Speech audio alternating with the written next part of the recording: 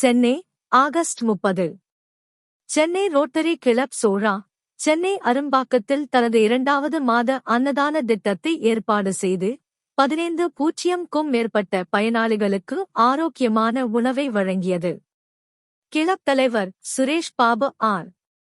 அவர்களின் இல்ல வளாகத்தில் நடைபெற்ற இந்த நிகழ்வில் நிலையான சேவை முயற்சிகள் மூலம் சமூக நலனுக்கான கிளப்பின் அர்ப்பணிப்பை எடுத்துக்காட்டும் நிகழ்ச்சி நடைபெற்றது. அன்னதானம் ஒவ்வொரு மாதமும் கடைசி சனிக்கிழமை நடத்தப்படுகிறது. இது பின்தங்கிய குடும்பங்களுக்கு சரியான நேரத்தில் உணவு ஆதரவை உறுதி செய்கிறது. கிளப் உறுப்பினர்கள் தீவிரமாக பங்கேற்றனர். 4 மனித நேர பங்களிப்பை வழங்கினர்.